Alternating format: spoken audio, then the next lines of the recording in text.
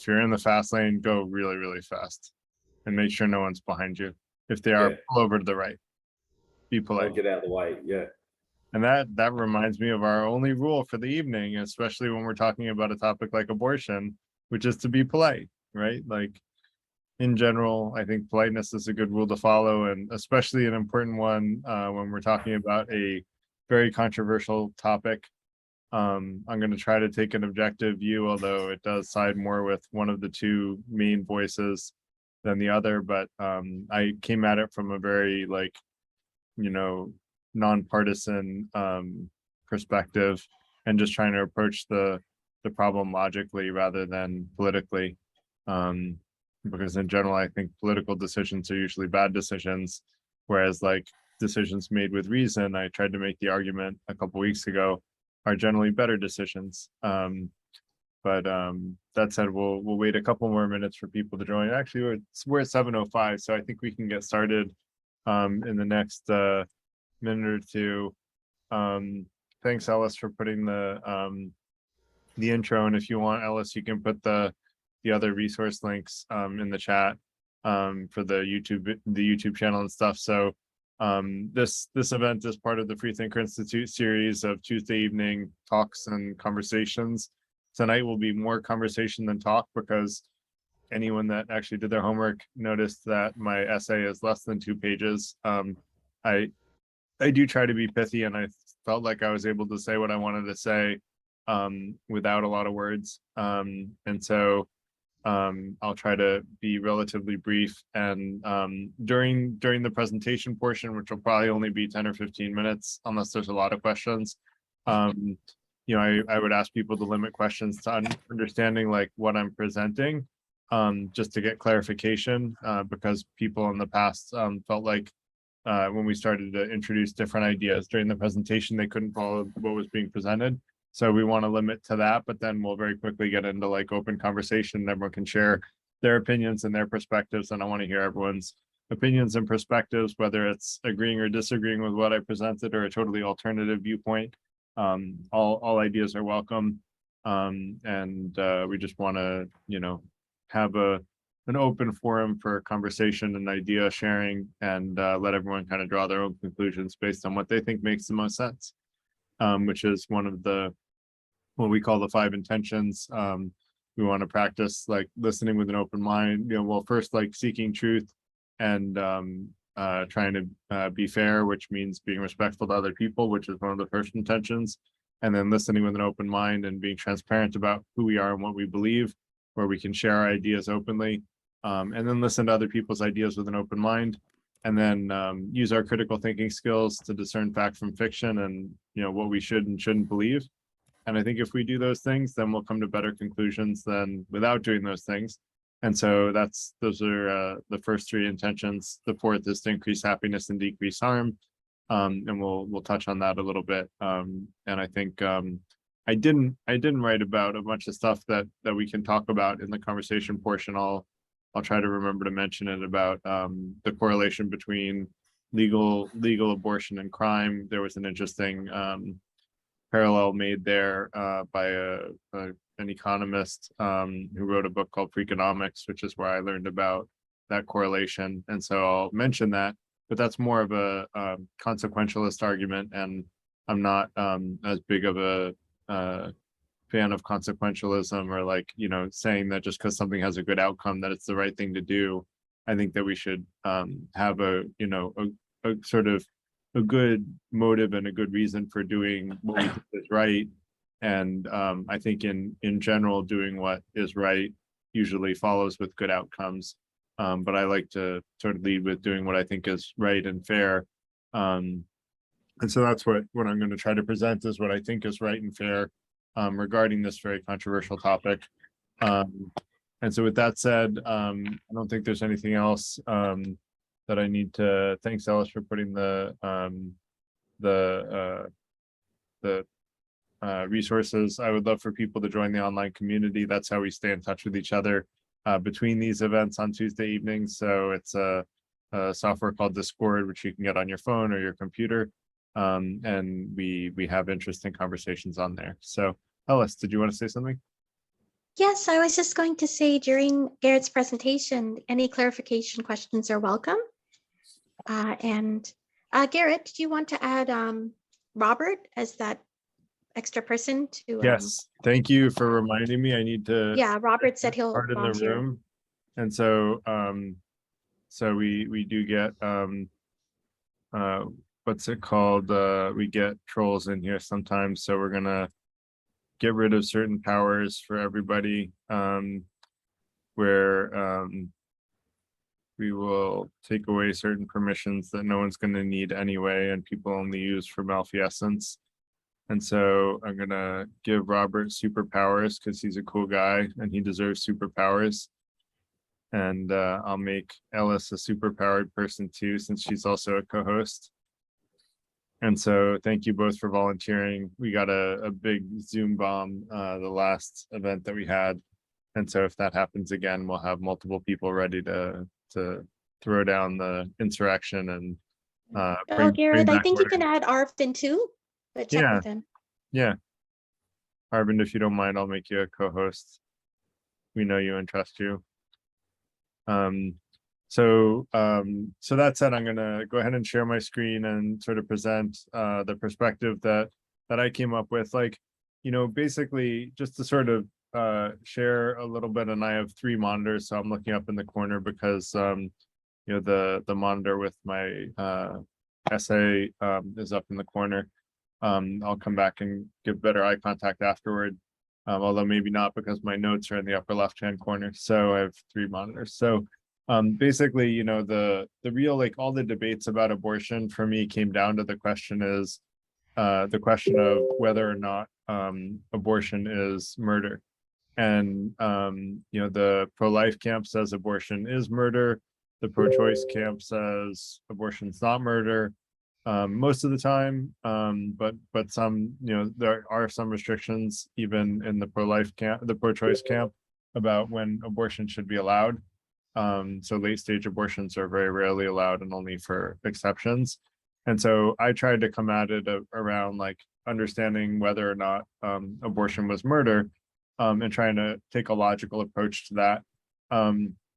So the first thing I guess is that I try to address is like, what do we mean by murder? And just really trying to clearly define what it means to murder. And for me, like, murder means killing what I call sentient life, or life that makes non-deterministic decisions.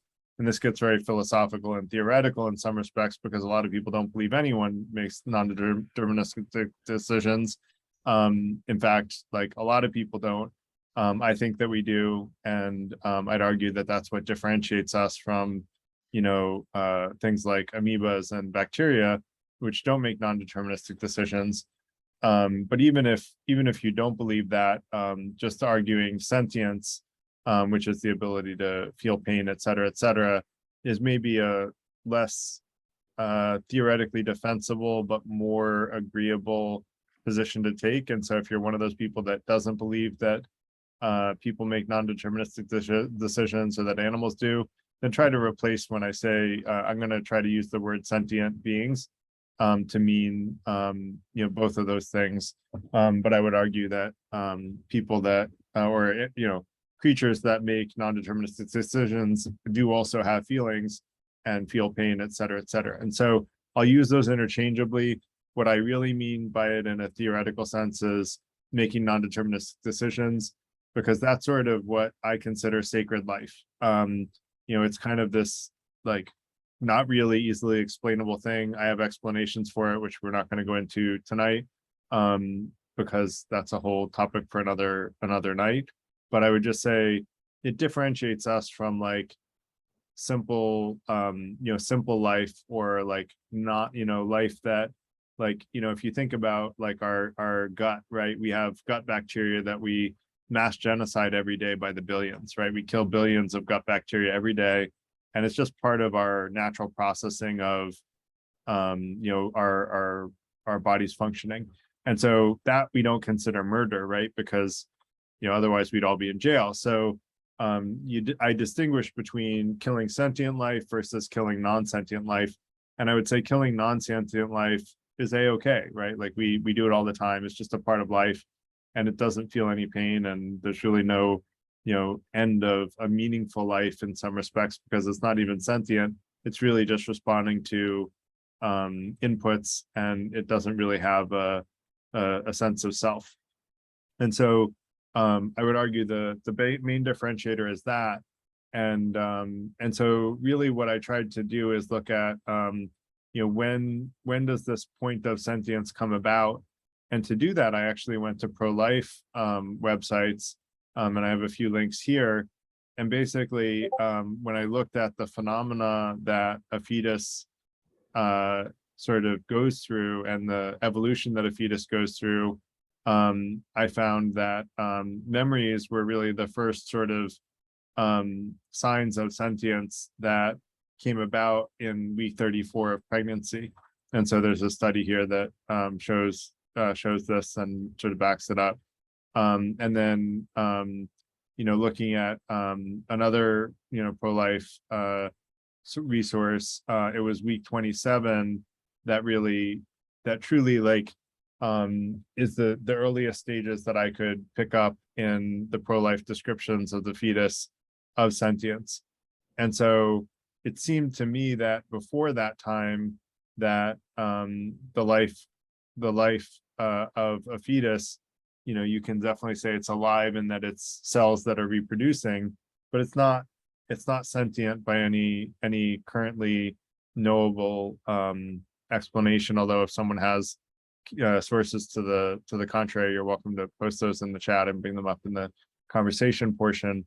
But I would argue that aborting a fetus before week 27 is really no different than the mass genocide of gut bacteria. It's killing something that's non-sentient, and it's non-sentient life, so it's not sacred. Whereas killing it after week 27, you really should have a good reason for that. And the truth is, by week 27, everyone knows whether or not they're pregnant. And so if you are allowed to abort by that time, having chosen not to abort, you've made the decision to keep that baby. And so I'd argue that actually goes hand in hand with like personal responsibility, and people sort of making a decision and sticking with it. And there is still a sense of personal responsibility, and a point at which it's sort of too late to back out, unless of course you're going to bring into the world like a child that's going to have a degenerative disease that's going to cause it to suffer for its entire life, or that's going to kill the mother. Those are sort of types of exceptions that are often made for late stage abortions, which I can understand. If you're going to have to choose someone to kill, like if it is going to be like killing a sentient being, I would argue that it's better to kill a sentient, late stage fetus and not yet born child than it is to kill a living mother that has a lot of social connections. That gets into a more nuanced conversation, and I don't really want that to be the focus for tonight. I'd rather it be, and we can talk about that. It's kind of whatever people want to talk about abortion, but for me, the place where I'm trying to like add value is by looking at it from a very logical perspective, which is just distinguishing between sentience and non-sentience, and where is the point at which a fetus becomes sentient, at which point I would consider its life sacred. And that's the argument that I haven't seen anyone else put forward, and I'm trying to put forward to sort of bring a logical thought process to this very emotional topic, because I feel like emotional decisions tend to be bad decisions. And so I want to try to take a very logical approach to this while still a heartfelt approach, because I care very much for people going through these decisions. They're not easy decisions, no matter what people decide to do. And but I do think it's good to sort of guide these decisions with logic and reason. Will, go ahead. I'm sorry, Gareth. Gareth, that was just for when you finish. I wanted to be first in, so I jumped the gun. I'm sorry. Oh, that's okay. You keep it up, and if I guess if someone else puts their hand up, I'll call on them if they have questions about what I'm saying. So some common objections that I've heard is a fetus will eventually become sentient if it's allowed to grow. So shouldn't it be considered sacred? And I guess the theoretical answer to that is, well, all life, theoretically, if you believe in evolution, which given a lot of people that don't support abortion don't believe in evolution, but evolution has a lot of really good evidence. And so if you believe in evolution, all of life really evolved from bacteria. So theoretically, we should be letting all that bacteria survive too, because it will someday potentially, evolve into a new form of life, maybe different than humans, but maybe just as intelligent. So, that argument really, we're just talking about different stages of evolution. And I would argue there's really a turning point when something becomes sentient, where it goes from deterministic to non-deterministic. And that's what I would distinguish as, or if you want to take sentient in the other terms, it's from not feeling pain to feeling pain. But I like the non-deterministic decision-making process, because it's a little bit more meaningful to me than necessarily feeling pain. And even pain is very a very controversial subject about what is pain and who is feeling pain, and do lobsters feel pain when you boil them alive? There's all kinds of people who will argue that they don't, and I'd be surprised if they don't. So that said, another objection is, well, what if the mother's life is at risk? I kind of alluded to that after the week 34. I think, like I said, I think, if you're going to choose between an unborn baby's life and a mother's life, the mother, could potentially have more babies, but, maybe depending on what the complications are. And either way, she has lots of social connections that make her more grounded on this earth than an unborn baby. And so choosing an unborn baby over a mature woman doesn't really make sense to me logically. If you have to choose one or the other, I would argue that, a fully grown adult is probably a better person to save than an unborn child. And I guess I also maybe will say something sort of personal, that I'm coming from this from a very spiritual perspective. I believe in the spirit, or what I call the spirit or the soul. And I would argue that the time that the spirit or soul comes into the body is when it becomes sentient. And so I would argue that that's when life is sacred, is when we have a spirit or soul.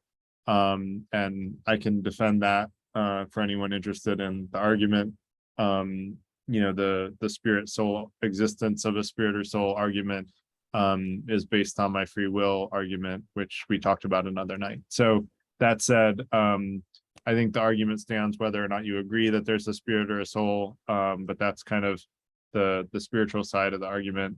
But I don't rely on that for the logical argument. It's just oh, by the way, here's another thing that I believe. So that said, did anyone not understand sort of the main argument that I'm putting forth here? Or have questions about it? Matthew, did you have a question? Yeah, I guess, I'd like to, I guess, ask a clarifying question. Yeah, please. It seems like the central argument is that sentient life should be protected, and if it's not sentient life, then protecting it is less important, or something. Yeah. And then it seems like you're equating sentience and determinism. Are those the same? So I sort of do, but I don't like to make that full-on statement, and that's why I say pick your own interpretation, because I am a big believer in power should be used to empower rather than to overpower, and that you should all make your own decision. And all I would say is, if you don't believe that human beings make non-deterministic decisions, okay, then go to the backup argument, which my backup argument is sentience, which is more or less feeling the five senses, or any of the five senses. And so yeah, I guess it's a little bit complicated, because the vast majority of philosophers at least don't believe that libertarian free will exists. So the vast majority of people don't think that there is anything non-deterministic. And so I feel like I can very handily defend that there is, but it's a not accepted argument yet. So that's why I kind of make the two-stage argument is like, if you believe in like non-deterministic decisions, then that's what I want you to hear. If you don't believe in that, then think about it in terms of sentience. But you're right, it is kind of saying, if you don't even have sentience, then that life isn't sacred at all, because it doesn't sense anything about the world. It's really no different from a rock in some respects. Sure, it's like repeating itself, but it's like there's no harm in killing non-sentient life. And again, we mass genocide it every day in our guts. So like, I just, I don't see defending non-sentient life as something worth even worrying about or pursuing. And if anyone wants to present a counter argument to that, I welcome it. Did that answer your question, Matthew? Yeah, I guess, I mean, I don't want to take us too far off track, but I guess my feeling is that animals can be non-deterministic. So maybe they should be also under this umbrella, but I don't I want to agree take with us- you. I agree with you. And that's why I strive to be vegetarian. I think it's more ethical, but I'm not there yet. I've tried to be vegetarian like 4 or 5 times and I'm just not there. But I agree with you. I think there are different levels of sentience and levels of intelligence, and human beings are the most intelligent animals on earth, but we are animals, and dolphins are not that far behind us and dogs are not that far behind them. So there's all kinds of other, and none of us, most parts of the world don't feel comfortable eating dogs, and so there is kind of this natural like valuing more intelligent life more.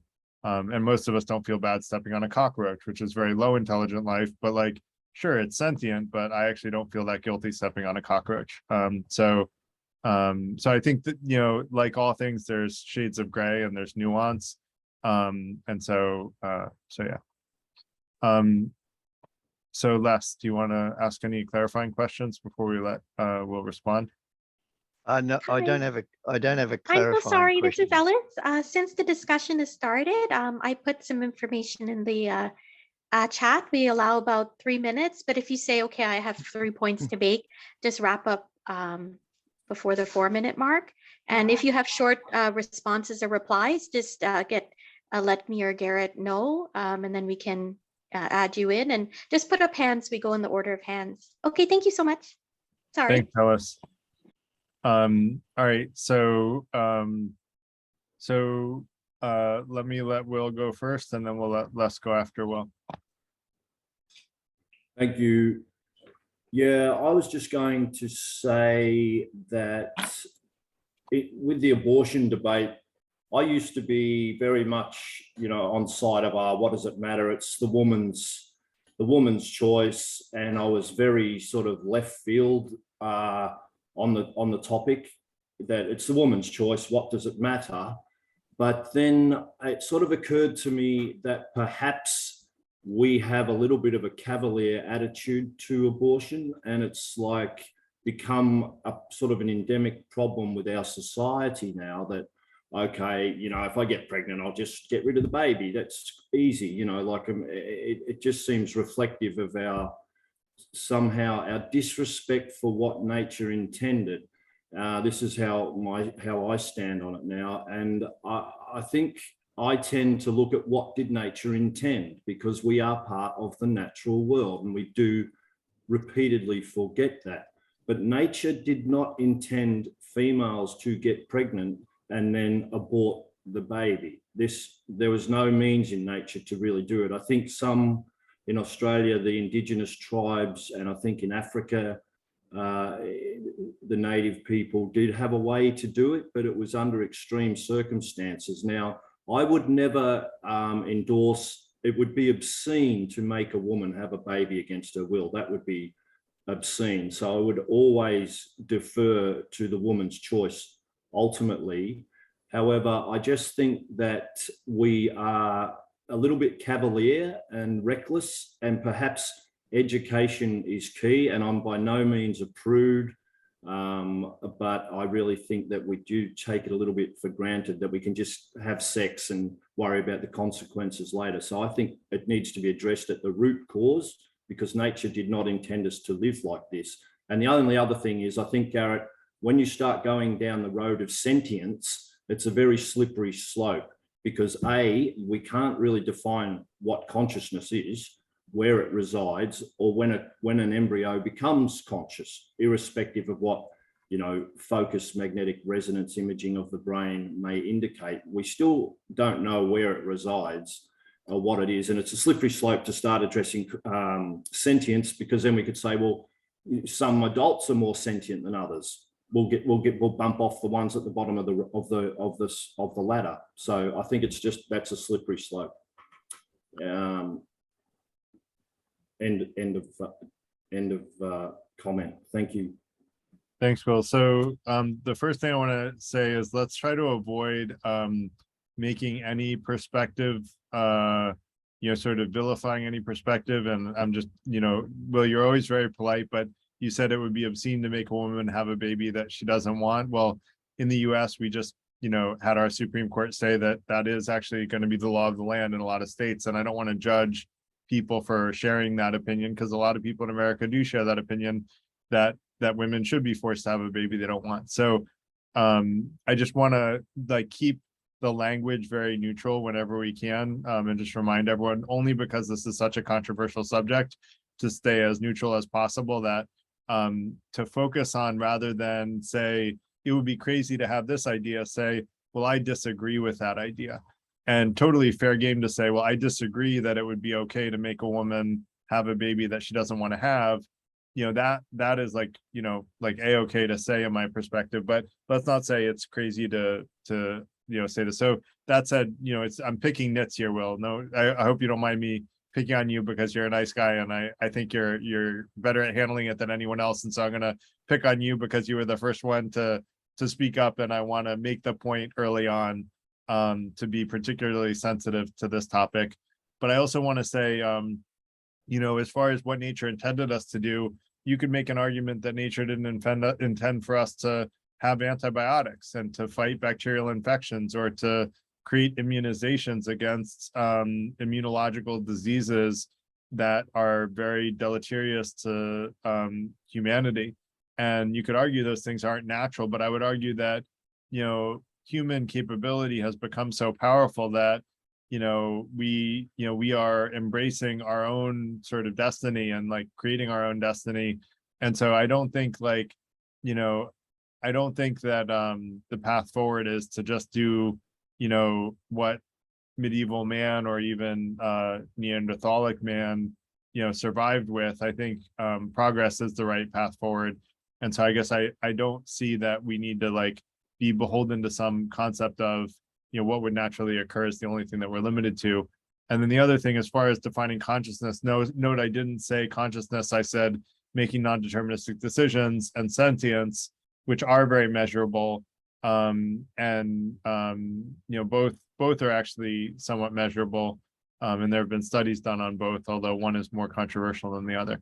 That said, I want to address the women's choice thing, but there's a lot of hands up, so I want to go through the hands first, and then let's talk about why is it the woman's choice. I'm sure someone will bring it up. So Les, go ahead. Thanks, Garrett.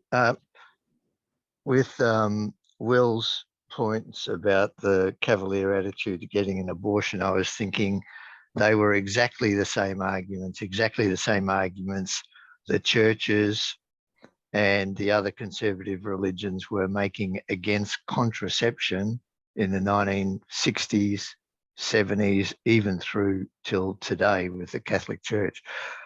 Garrett, I wanted to pick you up on the conflation of the ability to make non-deterministic choices and conflating that with the ability to feel pain. And in one point in your paper, you say, what I mean by sentience is the capability to make non-deterministic choices. What I want to say here is that these are two very, very different concepts.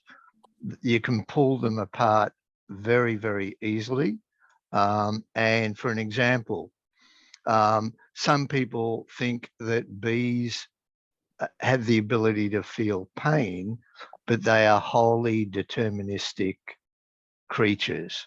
That's just one example. Another one is there are still quite a few people who think that human beings, adult human beings, are fully deterministic beings, but can see, like all of us do, have a great capacity to feel pleasure and pain. So when you're basing an argument for or against abortion on non-deterministic choices or capacity to feel pain, I feel that your argument is quite muddled because you're conflating the two. I know at one point you say the capacity to make non-deterministic choices in the development of the fetus appears at the same time in development as a capacity to feel pain.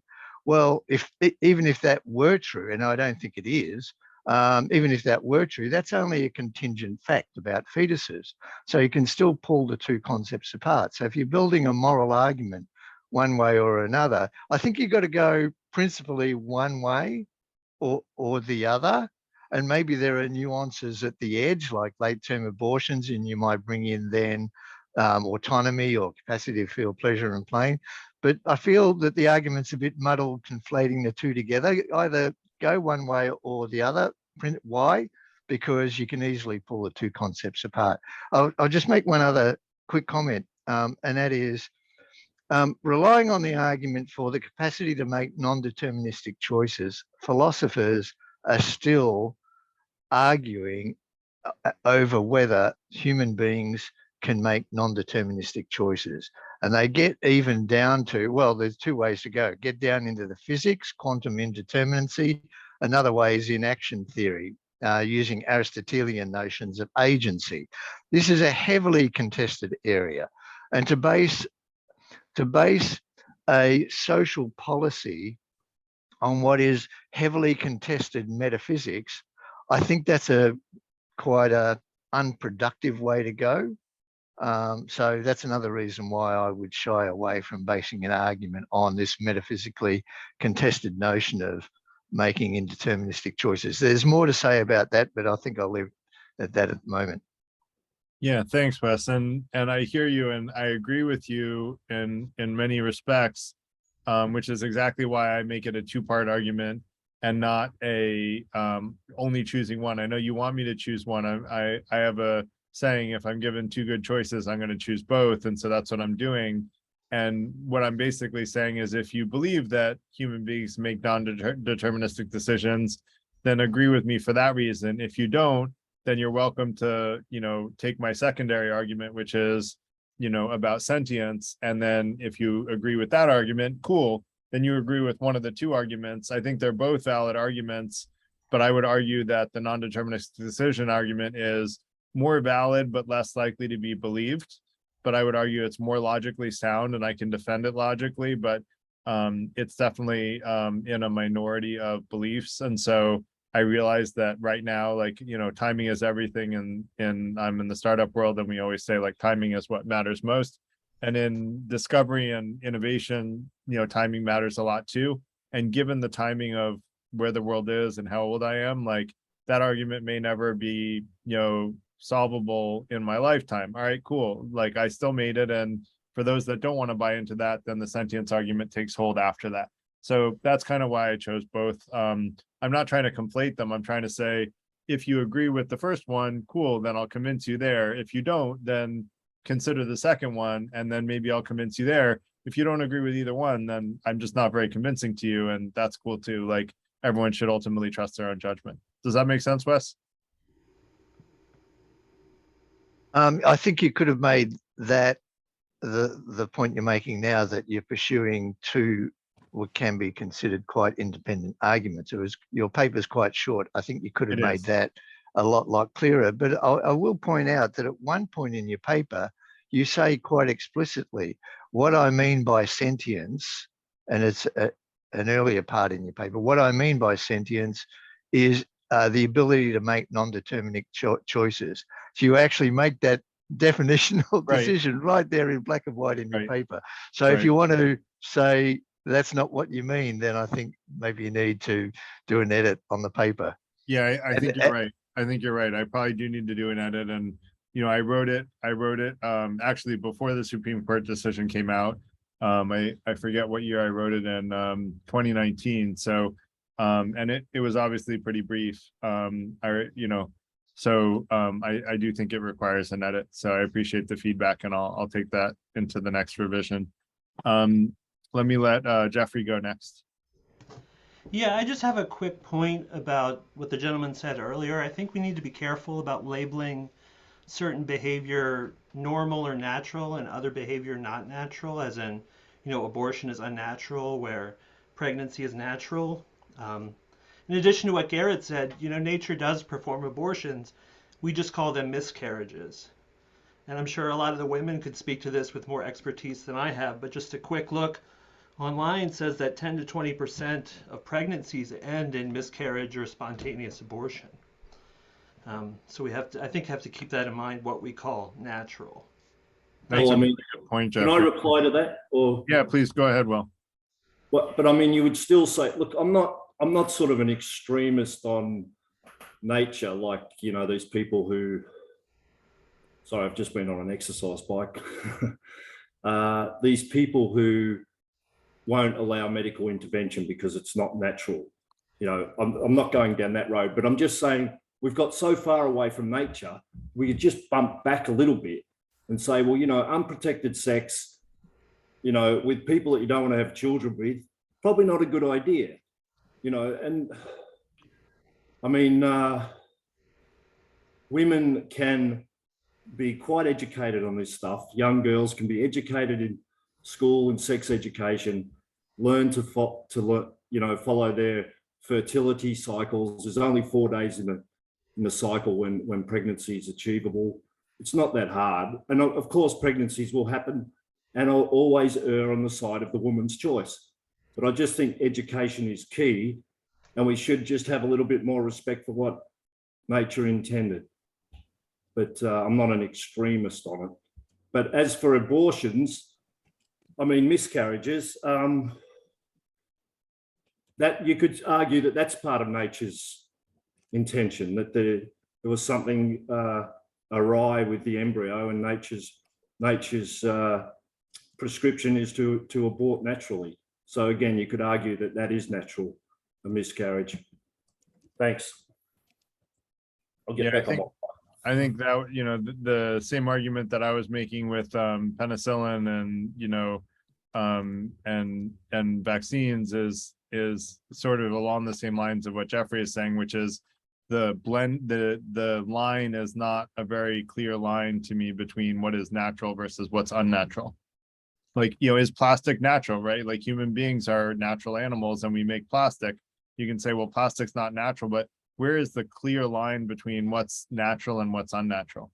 I don't know if you have an answer to that, Will. I'd love to hear it. Well, it can get very complicated, but I mean, if we just tend towards, the more natural option, I think we'd be a lot better off societally as well. I mean, it's unnatural to live in groups of more than 150, and you could say that's why, what is it, like 70% of Americans are on pain-killing medication, or I don't know, the insane amounts. I'm not allowed to say the word insane, sorry. But I mean, I've got to be less florid in my descriptive techniques. However, I don't think that's an accurate statistic, by the way, Will. No, it's not. Sorry, I shouldn't have said it, but it's a very high amount, isn't it? And then there's antidepressants across the Western world. Like more than 50% of people apparently are on antidepressants now. So that's another topic completely. I think it's about 50% of people are on antidepressants. 1 in 3 children are diagnosed with severe anxiety. 1 in 3 in the Western world. Like, there's something so wrong with the way we live. Anyway, that's another argument. I think the abortion, the attitude to abortion, that cavalier attitude is indicative of this, we've just gone off the rails somewhere. Yeah, and actually, I'm not a prude. Okay. No, that's a great point, and I think like we should add Ellis, if we can, to our list of topics. Mental health issues, because that's I think that's a good topic for us to address another night. And we might want to choose even one specific rather than all in general, but we should do something around that. And Ellis, I see you have your hand up. Do you want to say something? Hi, I think Stephen would like to hear from some ladies in the room. I don't know. I know they talk when they like, but he's kind of interested that maybe if they'd like to speak. Yeah, and plus we haven't had any, we've only had one woman speak up, which thank you for that, Beth. And any other women want to share opinions or thoughts? Katie, go ahead. To be honest, I've always viewed it kind of as someone else's problem, because for me, it seems totally preventable. And I think oftentimes politics kind of invites people to get frustrated at people where the frustration might not also be coming from the source.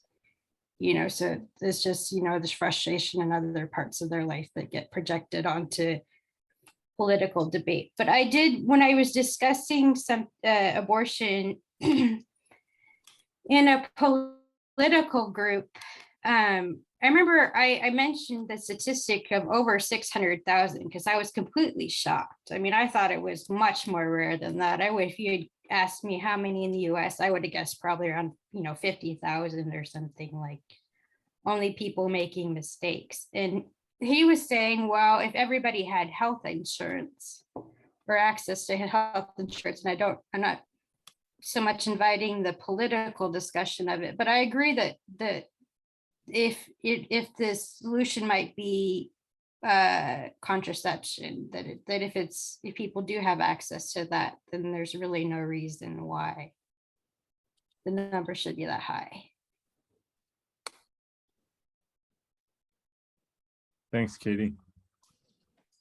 Mary, do you want to say something? Thank you. I have come to this conversation a little late, and I don't know if this has been part of the conversation, but I do think talking about the abortion issue without talking about religion is not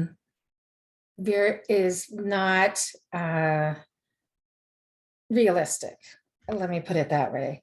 And different religious traditions I don't think it's really a question of when life begins. I think it's a question of when the soul enters the fetus.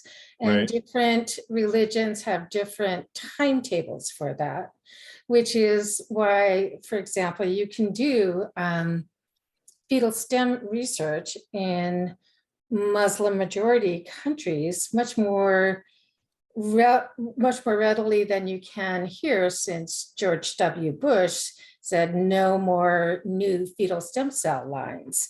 And that's because in Islam, the time when the soul enters the fetus is, I want to say 16 weeks, but don't hold me to that. Not at conception. And I think that is,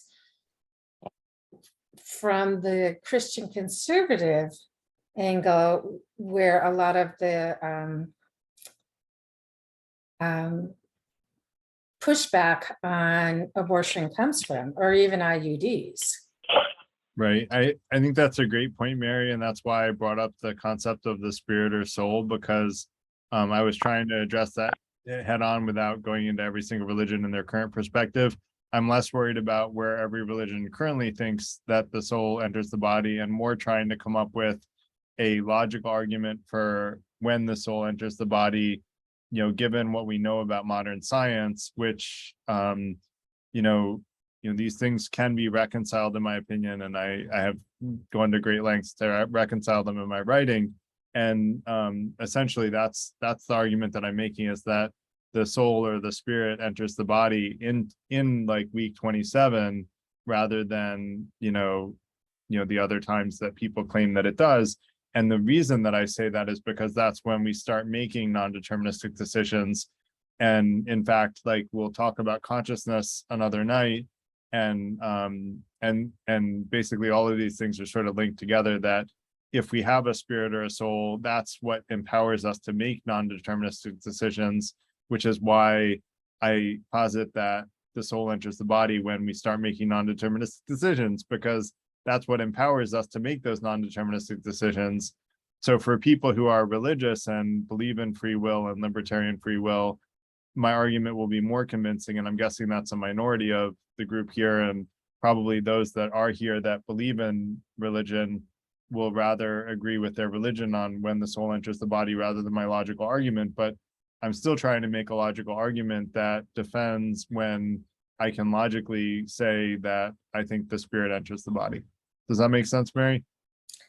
It does. I guess from my point of view, I wonder why that's even, I mean, I know it is part of the conversation, but I think as an individual, whether I believe in the soul, you know, as a construct, it's still obviously something that I think I have to decide for myself instead of, Totally. you know, taking somebody's word for it, you know, here and not there. You You know do, what I mean? and that's exactly what I'm saying is I'm trying to present an argument where people can decide for themselves where it stands rather than following their faith blindly, right? Because, you know, following a faith blindly is what led to the Inquisition and many other sort of atrocities in history. And so part of what we talk about in the Freethinker Institute is that everyone should, you know, make up their own minds based on their own judgment, because I think every one of us has the ability to discern right from wrong. And we should trust our own judgment about right from wrong rather than to follow our leaders blindly, because following leaders blindly is what led so many people to support the Inquisition when really they were torturing people. And I guarantee that the average religious followers were not really loving the idea that religious people were torturing people for, you know, to try to save their souls, right? That's probably not the right approach to save someone's soul, but blind followership is what led to sort of a lot of the atrocities of the world. So yes, I think we should all make up our own mind. What I'm trying to do is present a logical argument that someone might come to the conclusion is more valid than what their religion is currently teaching them today, and maybe not. And cool, whatever they come to believe is true of their own free will and volition, like cool. I'm just trying to put forth what I think is a logical argument based on my reasoning, and then whoever wants to believe it, cool, you can believe it.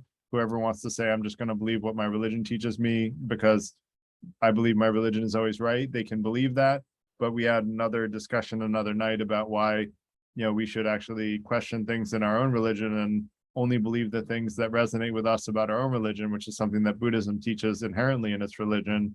Almost no other religion does teach, you know, think for yourself, but Buddhism does, which is one of the things I like so much about it. Anything else that you wanted to add, Mary? No. Okay.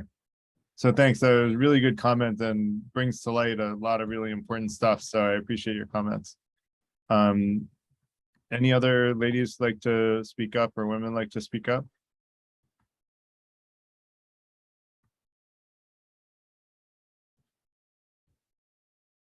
All right, the rule is that you're supposed to wait 2 seconds. So I waited 2 seconds. So I'm going to let Robert go next because he had his hand up first.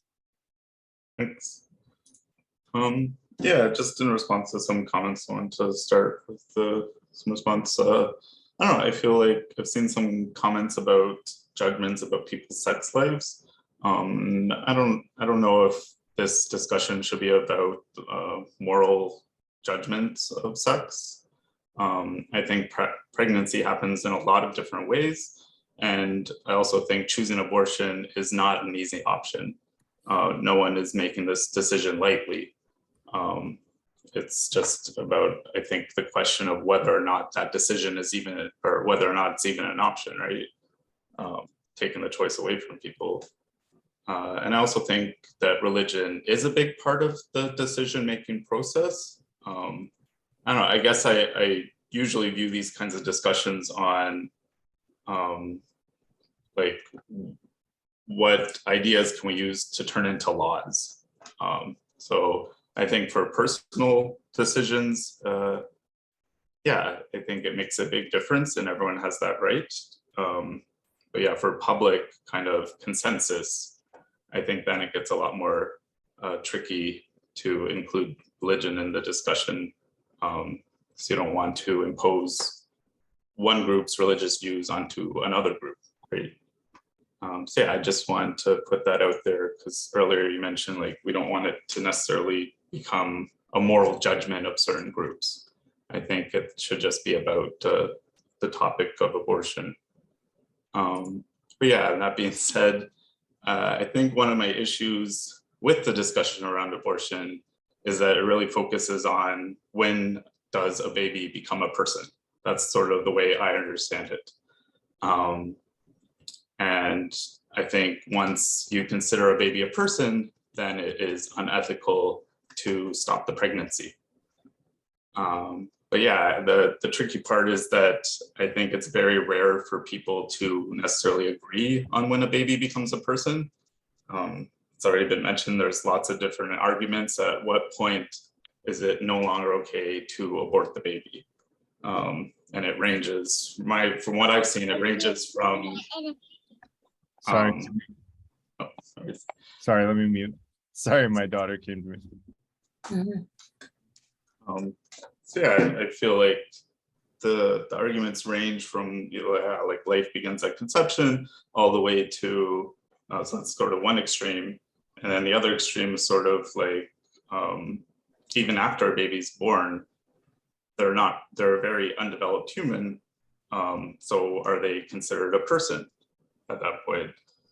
So yeah, I've heard lots of arguments everywhere between those 2 points. Even heard the pain argument, which I think is sort of odd because, yeah, it depends on how you define pain. But yeah, I think in general, I think it's almost impossible to get people to agree on one specific time when a baby becomes a person. So I think that's sort of the difficulty I have with this kind of approach.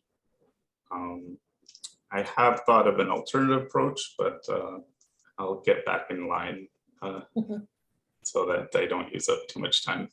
So yeah, thanks. Thanks, Robert. Yeah, as far as like abortions being able to be prevented, just pulled up a quick statistic. Some people like have problems with other types of birth control, and when it comes to condoms, they're only 98% effective. So actually 15 out of 100 people who use condoms as their only birth control method get pregnant each year. So it's not an entirely preventable thing, no matter how much, you know, people want to say like it is. It really isn't. Like if, you know, a lot of people don't react well to other forms of birth control, and if they don't, and they're only using a condom, you know, like, you know, 98%, you know, some people have a lot of sex, let's be honest. And so if you're having a lot of sex, 98% is not that good. So that's getting 15 out of 100 people pregnant. So, so that said, Matthew, go ahead. Can I just a point of clarification ahead. there? Sorry, just because it's relevant and very brief.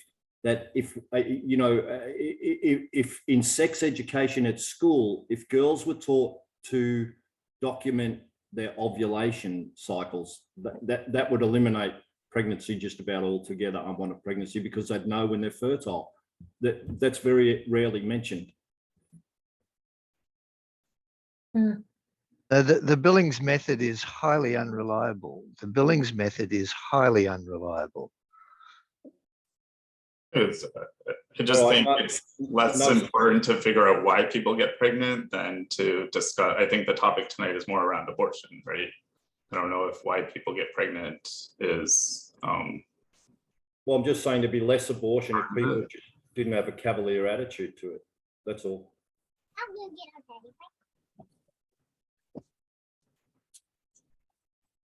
So I'm gonna let Matthew go, and then I would like to, when the hands are done, I'll try to address the women's choice conversation, because I think that's an important one. So Matthew, go ahead. Hey everybody, thanks. This is my first time here, and yeah, just really appreciate kind of hearing different people and perspectives. So many things to say. Thinking about even just the concept of like having some line, and on this side of the line it's okay, and on this side of the line it's bad. One of the things I was thinking about is like apple seeds. Like nobody cares if I throw an apple seed in the garbage, you know? People don't see that kind of in the same way as this debate. Another thing is rats. once a month, somebody comes to my apartment and sprays poison in my apartment. And it's fine, you know, it's legal, it's normal. I mean, well, not everybody would agree with that, but nobody would call me a murderer for allowing somebody to spray poison in my apartment. Same time, there's like other people, like I used to have a friend who had a pet rat. So, you know, there's, I'm questioning whether there is such a thing as a line of, you know, some kind of line that everybody would agree on of kind of what's okay and what's not in terms of this. Another thing I was thinking about, I think this is true, I hope this is true. In ancient Rome, an adult father was allowed to kill his adult child, like if he just was angry or something. So again, you know, yeah. And so that's kind of one side of it. Then another thing I wanted to kind of bring up is one of these legislations somewhere, the title is like the heartbeat bill. And it's like after this many weeks, the fetus has a heartbeat. So even if there was consensus that sentience occurs at a certain number of weeks, that wouldn't change the minds of the people who believe that the heartbeat is the line, or, you know, some other line with that. What else did I want to say? Then also, I wanted to talk a little bit about kind of just my own craziness and mysticism. There, in kind of my mystical view of the world, pregnancy is about synergy. That in kind of whatever, you know, the idea is two people come together and make something that's kind of more than either one. So one of the arguments that I hear a lot, and I don't even know what I believe anymore, but one of the arguments I hear a lot is it should be the woman's choice. And so one counter argument is that a baby is an opportunity for two people to come together and share something in a way that can't be kind of separated. You know, like when two people first get married and then get divorced, you know, like the property and this and that, they just agree to split it. But children are fundamentally not separable back into the part that came from one person and the part that came from the other person.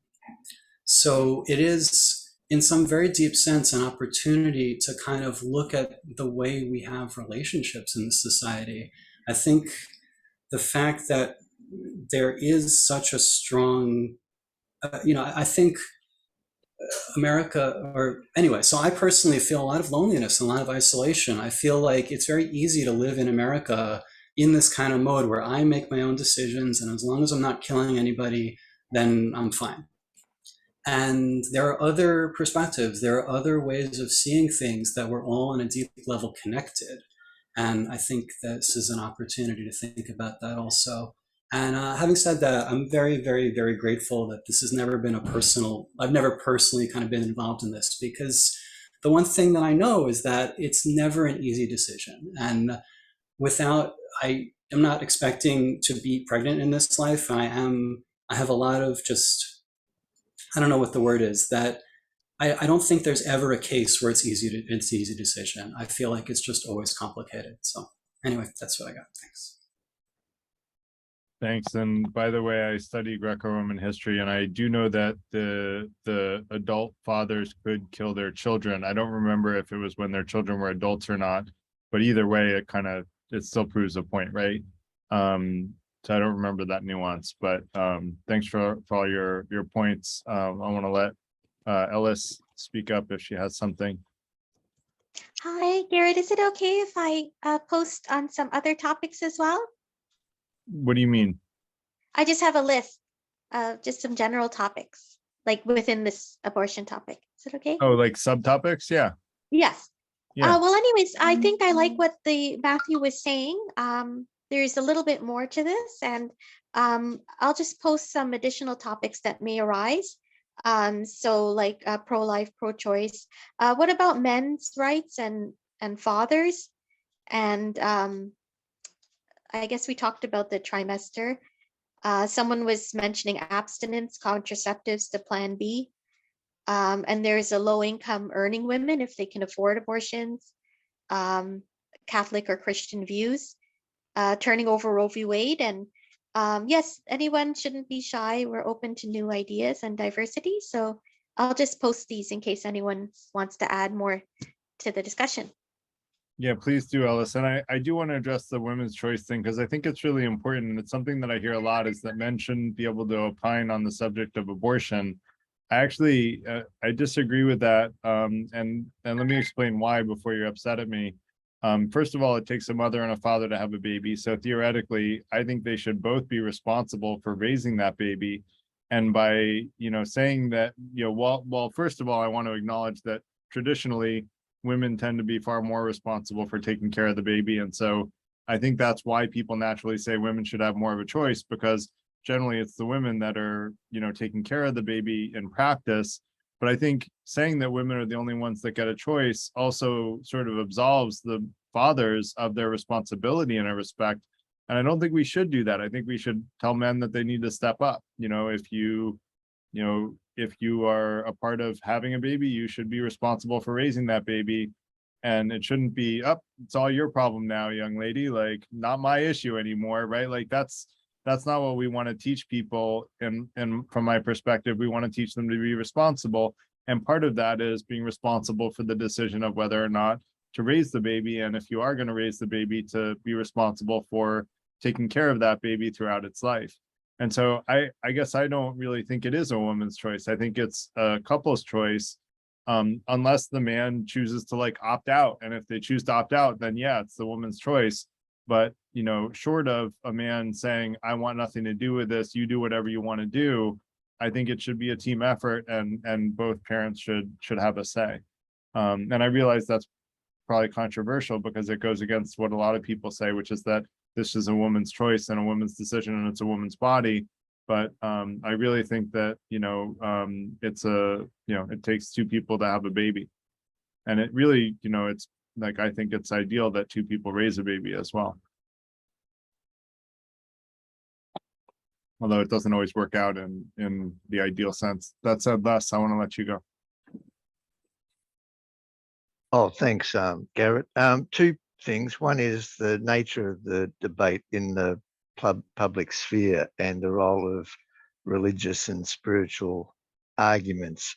All of the Western democracies are now highly pluralistic, with people adhering to a multiplicity of religions and religious views, and an increasing number of people who are not religious at all. And I'm thinking that if you want to argue for restricting people's right to an abortion, then you need to come with publicly debatable arguments that are not particular to your view of the soul or spirit or the strictures of your religion. When you come into the public debating place to argue public policy, you need arguments that are going to have wide currency.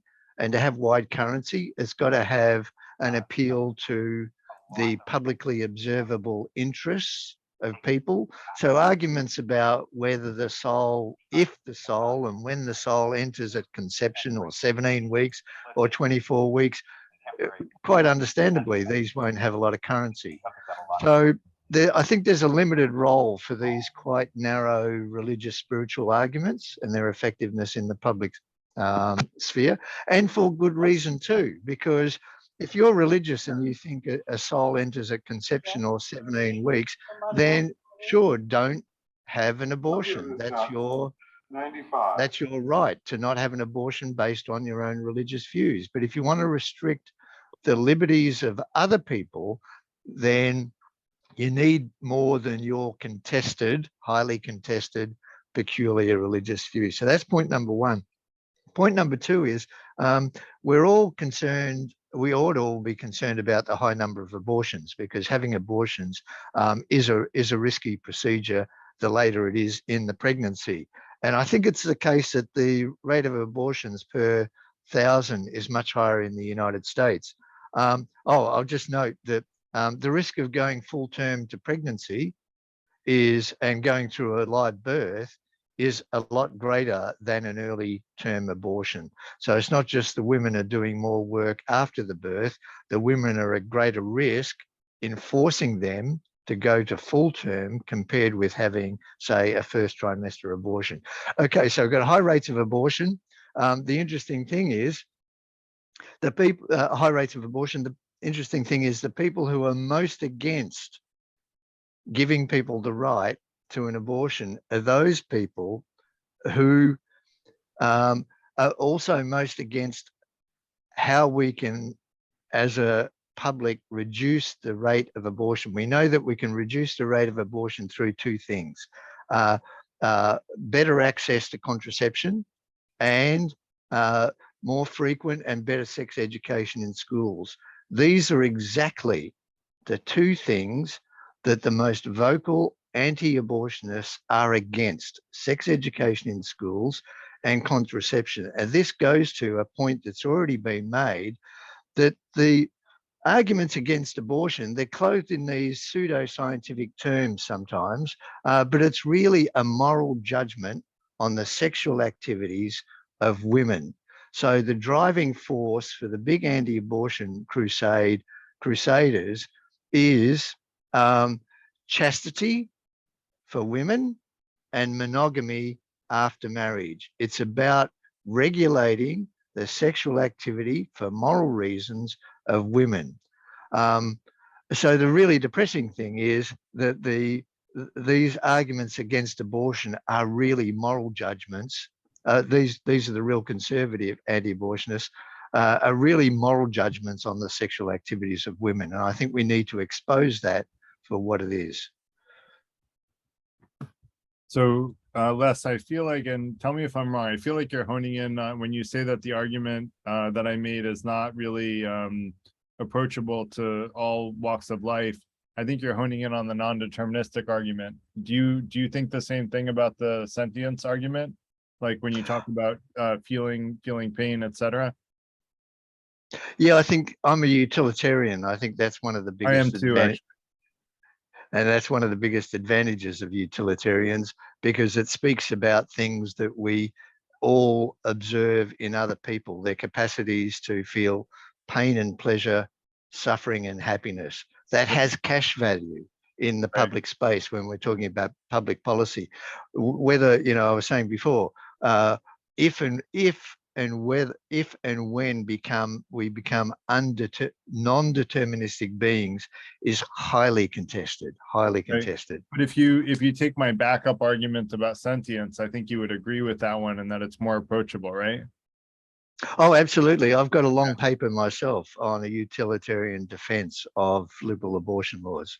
Right. Oh, and not just laws, but the moral permissibility of abortion. Absolutely. Stay in tune with the I think group. that's the way to go. I'm gonna try to make an argument. I have like pieces of a paper written trying to make the argument that utilitarianism is an objective moral, and so stay tuned for that coming later in a theater near you. So Robert, go ahead next.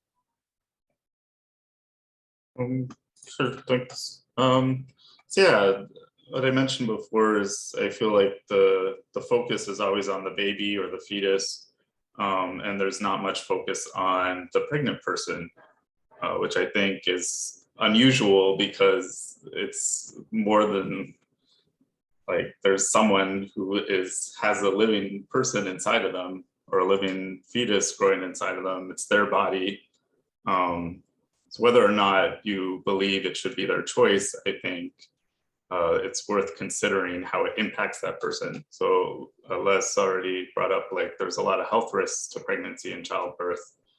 So one argument that I've heard that I think is pretty convincing is that we don't force people to give blood or to give organs. It's their choice. But for someone to continue a pregnancy, we're now forcing them to give up their body. So I mean, I guess I have trouble seeing the difference where, why wouldn't we force people to give blood and to give organs then, if we're okay with forcing people to grow babies inside of them, essentially. And just going back to the idea of when does a baby become a person? Well, even if they are a person, why should that person's rights why should it be more important than another person's rights? Like, at what point does the baby have more rights than the mother, as two separate people? Because yeah, I don't see how that is an ethical discussion. So whether or not it's the mother's choice, and people, I guess, sum it up, her body, her choice, but I don't see how you can get around that without saying that essentially the baby has more rights than the mother. Like, when is it okay to cross that line? And I'm not sure it ever is. Thanks, Robert. And I want to let Kitty go, and then I want to mention an argument that I heard online that I thought was really clever. But go ahead, Kitty. You can hear me okay? Yeah, go ahead. Okay, first, I love what Les had to say because a lot of that is true. Yeah, The one thing I wanted to add also was that I think, as in that the baby has more rights, I think, and then the mother, as soon as that baby is born, everything just stops. There's no support. There's no systems. There's nothing left there. I think it's one of either Norway, Finland, Sweden, one of those. If there's an unmarried couple and the father does not provide for the baby after, and the mother is left with the child, right, and cannot support that, the state will support the child, and for the rest of the birth of the child, probably enough paternity scientific knowledge now that on each birth certificate, there should be a father and a mother, correct? Right? We're in scientific enough to be able to figure that out. Granted, they might not be able to follow them, but in this country, they do. They figure out who the father is. Now, granted, if that father's 16 years old, he may not be able to pay child support. But what happens is that the government actually pays the child support to the mother. And so the mother never knows whether the father pays the child support or not. But for the rest of that father's life, he's required to pay that back, whether he can do it at 16 years old, at 26 years old, at 36 years old, or whenever. He is required to pay the government that money back. He's responsible for that. And I think that's very unique because you guys, some people brought up that there's just way too much sexual activity and too much pregnancy, abortion, or whatever like that. But I'm going to say that we've also made it a little bit easy for the man to kind of walk away and not have enough responsibility for, like you say, there's two people that made this happen. We have too easily allowed men to walk away from what has happened. I'm not saying that's in all of these cases, but in quite a few of these younger women, college women, right? You know, the group I'm talking about, and even women who, you know, that don't live in the best areas, don't have enough income. You know, the man just demands what he wants, gets what he wants. She's pregnant again, has 6 other kids. You know, once again, it falls on the woman. Where does the male responsibility come in? And some of these other countries do a little bit better of a job of it. That's all I wanted to add. Thanks. Yeah, I totally hear you, Ketty. And actually, if Ellis, if you don't mind, I want to actually build on something Ketty said, which is, you know, letting the state take on the children. This thing that I read online was pretty interesting. It was, you know, the pro-life person says, you know, don't worry, people will be able to adopt those unwanted babies. And then the other person responds, well, what if I force you to adopt one? Oh no, I couldn't take on another child. You can't force me to take on a child I don't want. Wait a minute. You know, by not letting someone have an abortion, you're forcing them to take on a child they don't want, but you're not willing to take on a child you don't want. And then it sort of shows that there's a little bit of hypocrisy in saying, you know, other people can't have an abortion, but I'm not willing to take on an unwanted baby. And so I found that argument pretty interesting and logically convincing. With that said, I want to let Mary go.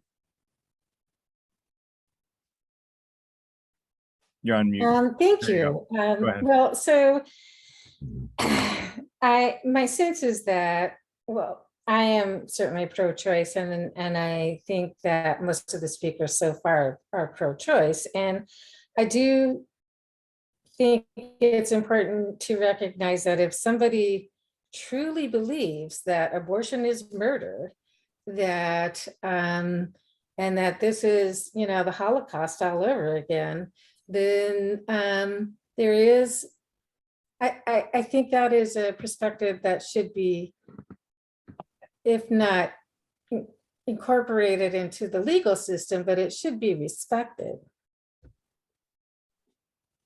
So Mary, I hear you, but I guess that's why I originally started my conversation about when is abortion murder, and tried to come up with a logical argument of at what point is abortion murder, right? Because I do think that's the salient question, is when is it murder?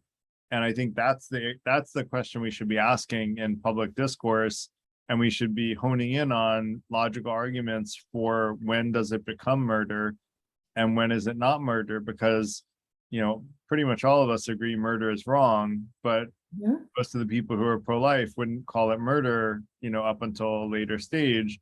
And when I look at, you know, how I define, you know, meaningful life, it is, you know, sentience. It's at least feeling some sort of sensory input, if not making non-deterministic decisions, which to me means that it has a soul or a spirit.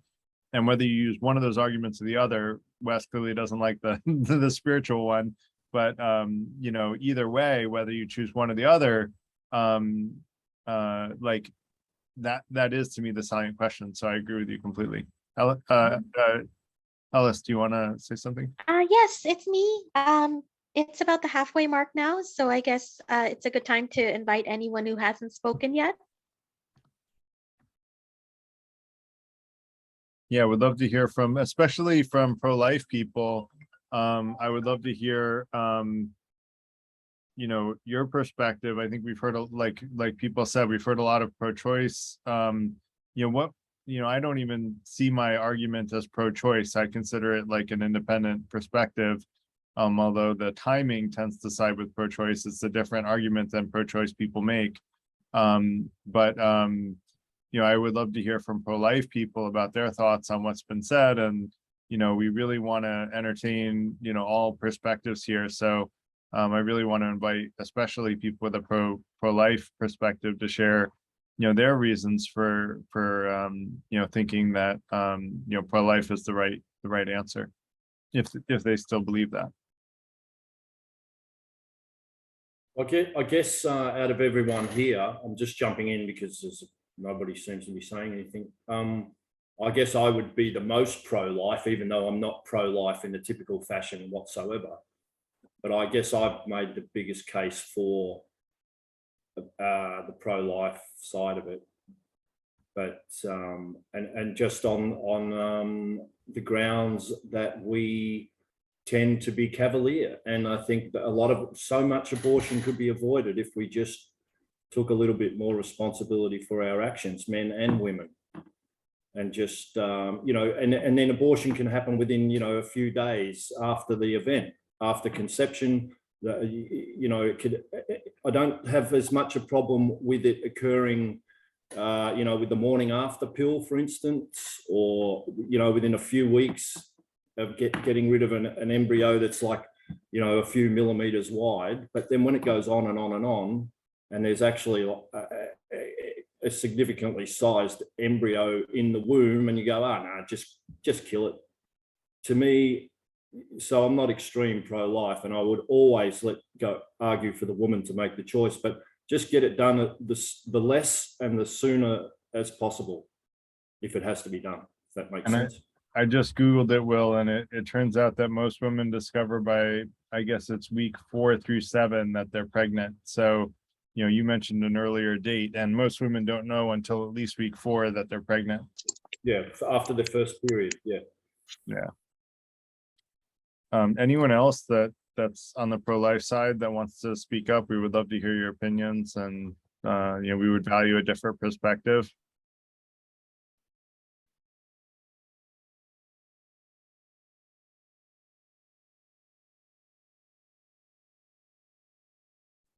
Anyone that just hasn't spoken up yet that wants to say something? Ruben, Jim, EB. Stephen's raising his hand. Go ahead, Stephen, you've been pretty quiet. Yeah, I've been noting repeatedly that we're only hearing the male perspective again and again. The thing I would say again as a male, but this is a exercise of the police power. This is using law in the form of police officers investigating violations of new and past abortion laws. Courts, usually male judges, child welfare agencies, in other words, using police force against what are essentially women, or rather, even if the woman is pregnant, she's a mother. She's a mother. And mothers are the ones, and in I think statistically a majority are often already mothers who just can't juggle and can't handle the additional responsibility. In order to protect the rest of their family, they have to use this medical procedure. So this insertion of the state into the most intimate issues and matters is a taking away of freedom. It's the people who scream the most about liberty are the ones who are screaming for a moral crusade to give more power to police to enforce their view of morality. We've seen this many times before. We saw it in Prohibition in the 1920s. We saw it in the drug wars in the 60s, 50s through the today. The result is going to be the same. Women are going to seek out this procedure, whether it's legal or not, or in states where it continues to be legal. The moral police are going to then keep ramping up. We're already seeing that in additional laws being proposed to restrict the provider in other states, restrict the ability to move. We saw the same thing during Prohibition. And the result is going to be a lessening and lessening of anyone's respect for the law and for the police and for the whole mishigas. And there will be, even after nearly 100 years of failure of drug laws, there's going to be an attempt to criminalize and chase after the people providing the drugs. As we know, there's some very simple drug procedures that would make it very easy for a woman to receive things in the mail, follow the instructions very carefully, maybe consult with a midwife in her own community, and just do the process herself. And there will be an attempt to criminalize that. So again and again, I predict that just as happened in Prohibition, and just as happened in Ireland and other countries where we have gone down that road, people are going to be more and more feel that this is an imposition of the police into their lives. I think it's not at all surprising the people who scream the most about liberty and the people who scream the most about why is the state getting involved in my affairs, they're the ones who are calling for this moral crusade. And I think the end result will be the same, but it's going to be a lot of pain and suffering. And I would urge everyone to pay attention, not to these moral abstractions and these philosophical things, but what is the actual situation of real women in these situations? That's why people are they're becoming so outraged about the very young rape victims, because this is the real issue. Real women in real situations of rape, of unwanted pregnancy, of the man doesn't want to get involved, their real lives are impacted. So that's where I would urge the most attention. Thank you. That's it. Thanks, Stephen. And that reminded me of something I wanted to bring up earlier, but you kind of led the path for it. Is the book Freakonomics talked about how 20 years after Roe v. Wade was passed, of course, the number of unwanted children went drastically down. And in the same timing, those unwanted children that became adults, the crime rate drastically lowered. And so they created a statistically significant correlation between unwanted children who came to adulthood and crime dropping. And so there is also a case to be made that, you know, children who grow up in a family that doesn't want them, you know, for their whole lives, their whole childhood, are more likely to turn to crime. And that's kind of the argument that the Freakonomics book made pretty convincingly for me. Ellis, you had your hand up. Hi, thank you so much. I posted upcoming events for FTI meetup in our chat. So if you're liking everything you're seeing right now, please RSVP. And also, Will just wanted to, for maybe 2 minutes or so, talk a little bit about his upcoming meetup. And Will, you can also post it in the chat as well. And then we'll continue on, I guess. Go ahead, Will. Thanks for that. And thanks in this intermission for allowing me to just mention my group, which I've started. I had a group here on the sunny coast a few years back, and it sort of died a natural death, no pun intended. And I thought, well, with the invention of Zoom, what a fantastic opportunity to perhaps link some groups in Australia with groups in the States. And I thought I'd get mine up and running again. And mine is just very basic. I mean, I'm a high school dropout. I left school when I was 16. I didn't finish my year 12. I had a few family dramas going on. I ran away and hitchhiked up to North Queensland when I was 16, which was sort of an education in itself. Then I went, I mean, I've been asked to just mention a bit about myself, so I won't ramble on, but that's sort of where I'm coming from. So it's street philosophy, just a sort of non-academic philosophy. I ended up going to sea, ran away to sea, and I was in the Australian Merchant Navy for 21 years. You guys would call it the Merchant Marine.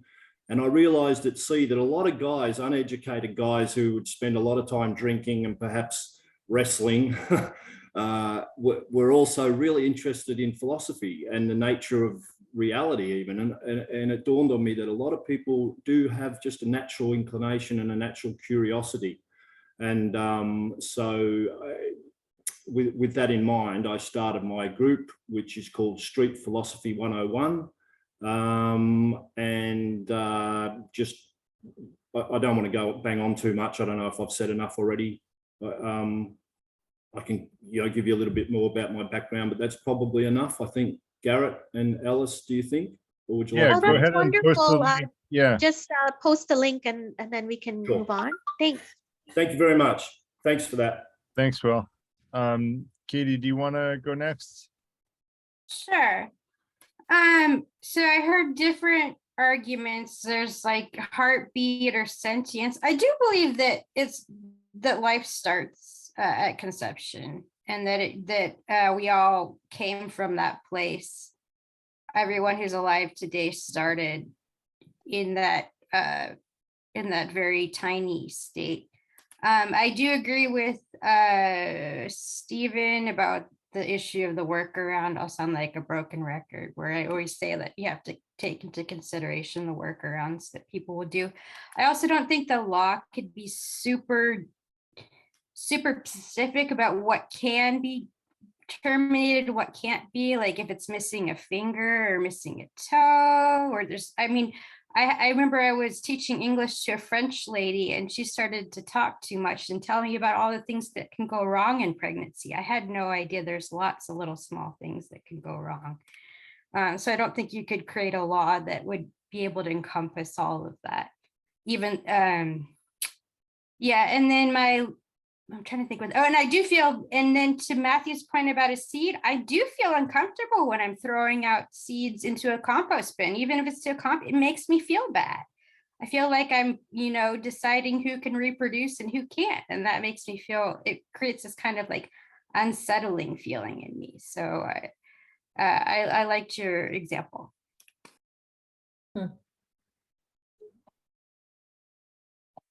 Robert, do you want to go next? Thanks. Yeah, there's some good points, Katie. Yeah, I feel like the question always being asked was brought up earlier, like at what point is abortion considered murder, right? And I feel like that question, I don't know, to me, it's starting to feel more like a deflection or a distraction, moving the focus away from the women and the pregnant people. So you could also ask, at what point is pregnancy considered violence against women?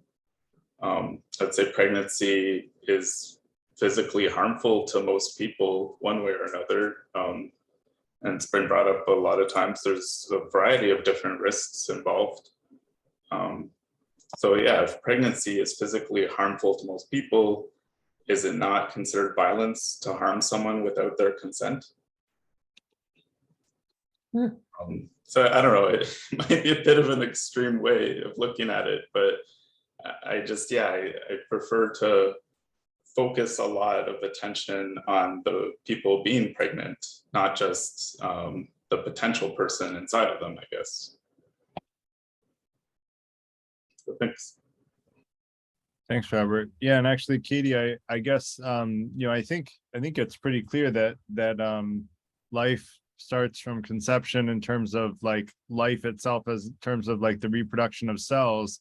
But I'm curious, why is that the point at which you choose rather than the point of sentience as far as when life is sacred? Because that will lead to that you have to go through that phase to get to sentience. So for me, I just link them in my brain as like, well, it's a necessary phase to So, like, be sentient. Couldn't you also link it back to like sperm and egg and say, well, sperm and egg, you know, is a necessary phase towards pregnancy, and you know, where is the beginning, right? Yeah, when the sperm goes into it. So, but why at that point? Like, why is it at that point when, you know, theoretically we could take all of our sperm and all of our eggs and have babies with all of them? Like, we're preventing children from being born. Like, we should all have babies all the time is another argument that one could make. And you know, the life, you know, our, you know, so I guess I'm just trying to figure out, like, I drew the line at a particular place because to me that's when life becomes meaningful, you know, when you can take in sensory input from the world, and if you're making non-deterministic decisions, you have a spirit or a soul. Like, both of those are clear indicators to me that life is really meaningful at that point. So I'm just curious, like why conception is such a strong point for a lot of people. It's something that I'm confused about. Because you're not alone. Like, you know, I would argue the majority of Christians agree with you, and that conception is where life starts for them, and that's where life is sacred. I don't get like the rationale, I guess.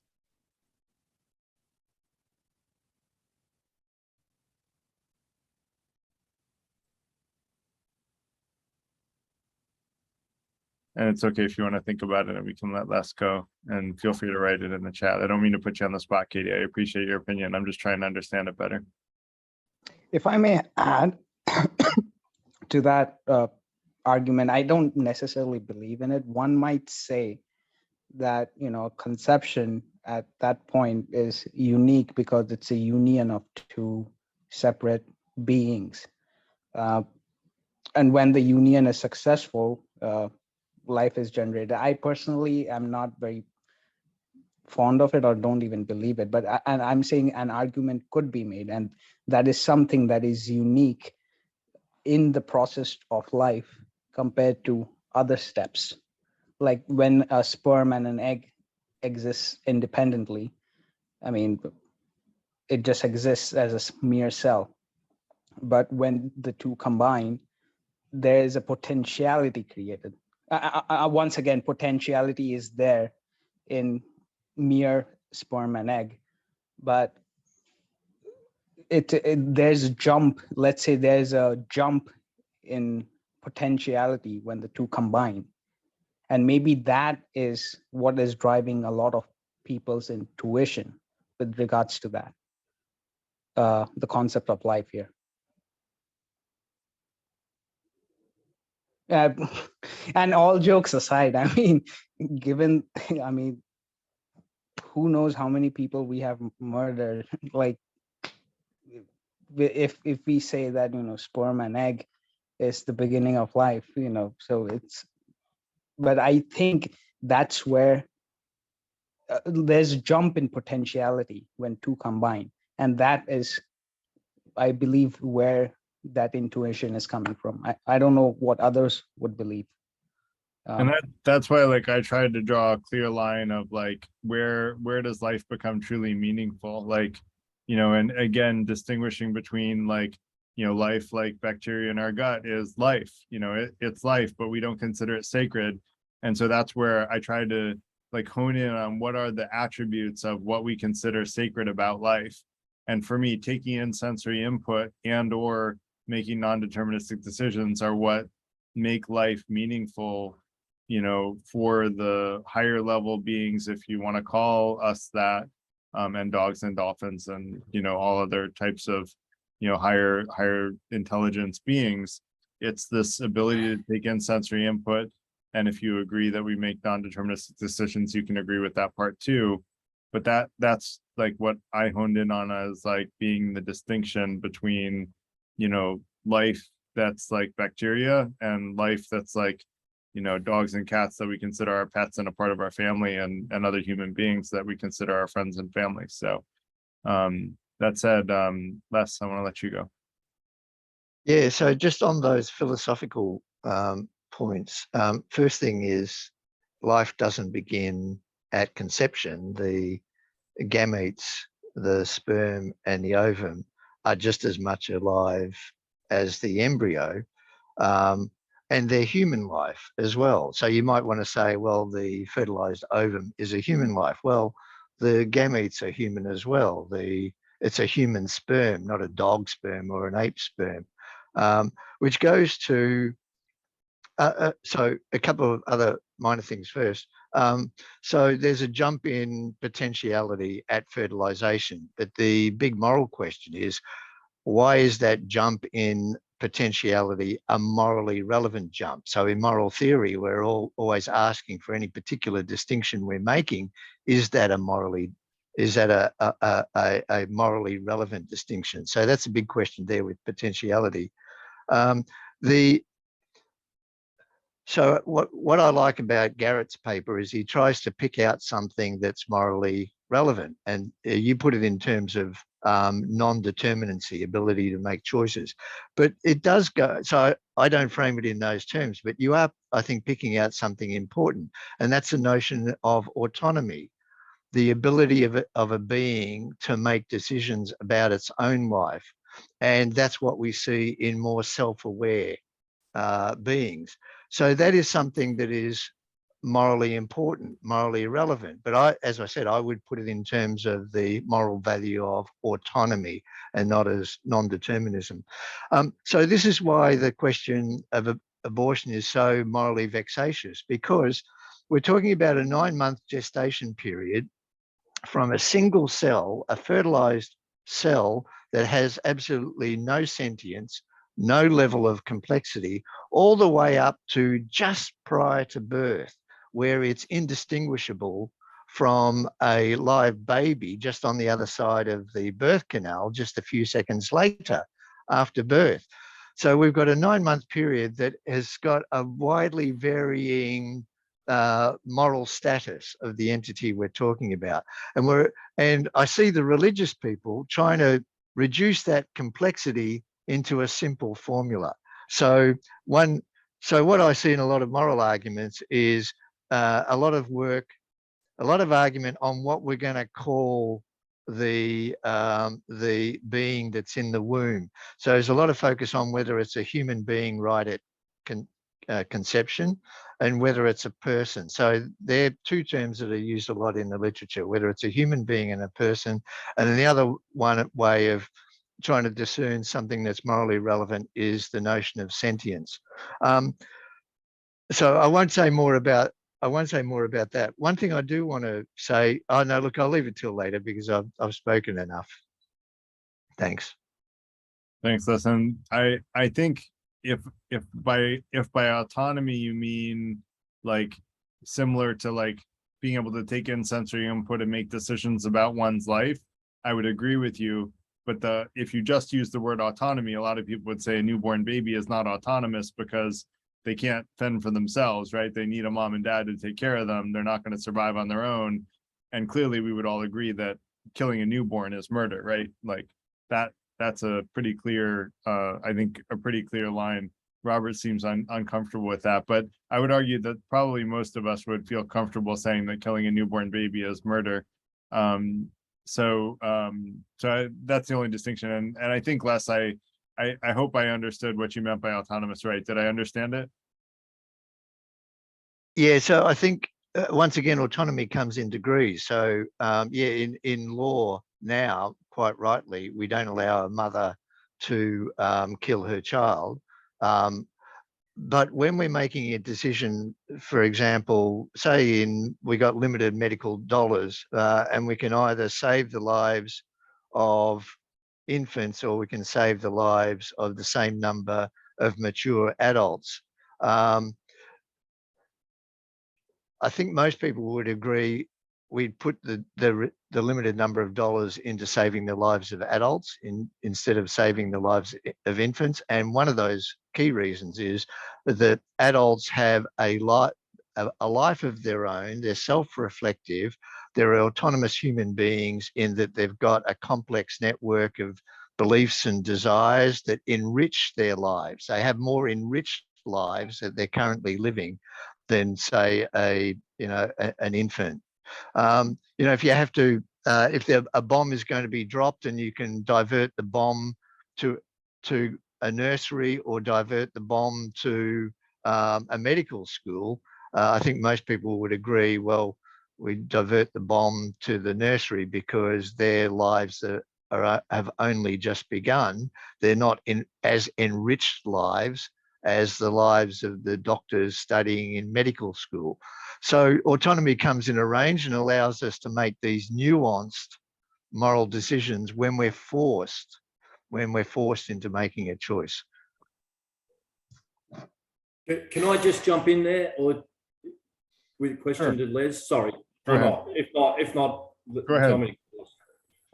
Les, that's a fascinating argument. Like, kill the babies or save the doctors. And you say most people would agree. And I can see the logic behind it, but it just seems such a brutalistic, cold equation that most people would just simply make that choice. Is that like a trolley car experiment? Like save 2 or save 5, pull the lever, and then it obviously gets complicated. Oh, absolutely. I mean, in wartime, Winston Churchill had to decide whether to allow the bombing of a British city because if they brought down the plane the German plane that was going to bomb the British city, the Germans would know that the British had cracked the code, and that would set the British back in the war. So this was an extremely difficult decision that Winston Churchill had to make, to sacrifice the lives of the people in one British town to bring the war to a shorter conclusion, which would save many, many, many more lives. I mean, this is one of these moral dilemmas, and as you say, the trolley dilemma is one of them. Thanks, Les. Robert, go ahead. Yeah, I don't know, there was some talk in the chat about I guess morals around pregnancy, and there's been some discussion. I just feel like in some cases we've sort of romanticized sex and pregnancy and sort of at the cost of acknowledging the biology behind it. So I feel like the cases like frozen embryos and artificial insemination or artificial fertilization, like a lot of those embryos don't end up developing into babies. Even through, I guess, fully natural process, a lot of embryos don't develop into babies. So I question that sort of line of argument. But also just in general, I wonder, like, are babies sentient? Are fetuses in the womb sentient? Do they make decisions about their lives? Do they have free will? I see a lot of animals that come out of childbirth able to walk and able to, in some cases, eat. I feel like they're more developed than a baby, because baby is so dependent on people for further development outside of the womb, right? So for me, that argument doesn't quite land, especially because sentience, for my opinion, is hard to determine. So that's why, yeah, with the argument focusing on the women's health, I would say after childbirth, it's likely that we as a society could help the baby survive. But up until that point, it is the pregnant person sacrificing their own health for the baby. So it was mentioned earlier, like some cultures, if the society would pay child support to support the baby. So I totally agree with that. We should be supporting the babies.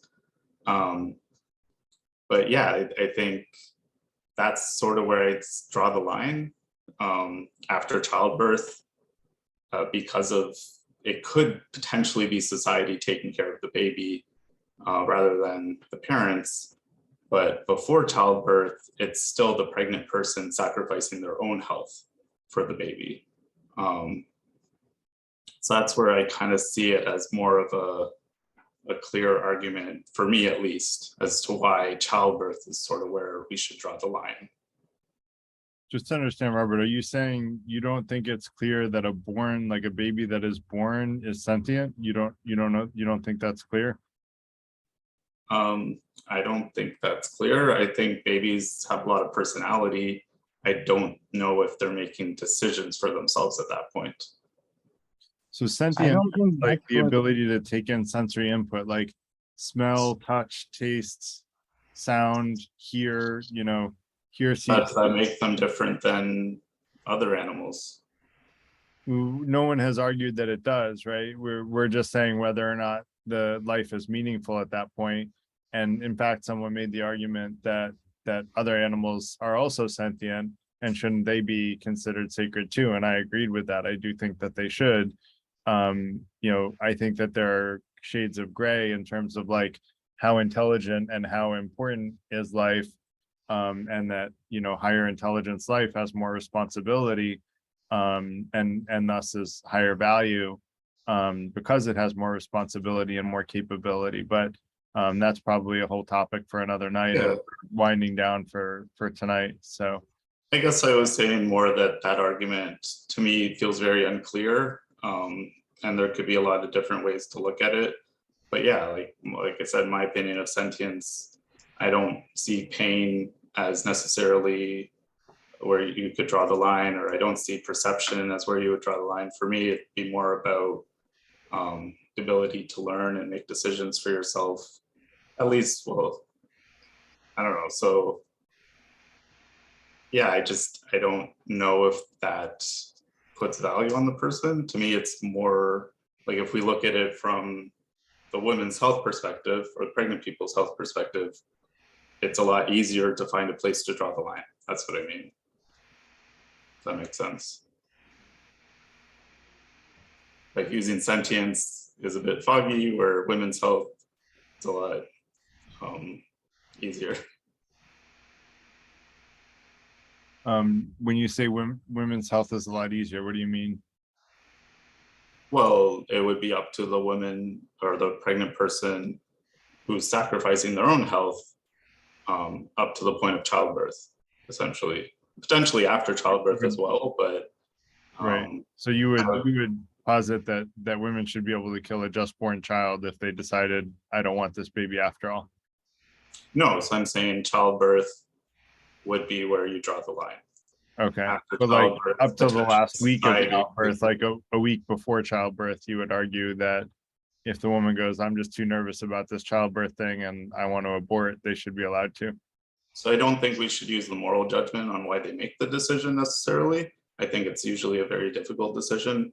But I do think childbirth is incredibly difficult. That's my understanding. Like Yeah. Rare for anyone to have an easy childbirth. Yeah, no, it is difficult. I don't think anyone's arguing that it's easy. Just about whether or not there's a cutoff point when you should no longer be able to back out, basically, unless there's like a really good reason to back out. But yeah, so that's what I'm saying. If you focus on the pregnant person's health, to me, it seems a lot easier where to draw that line.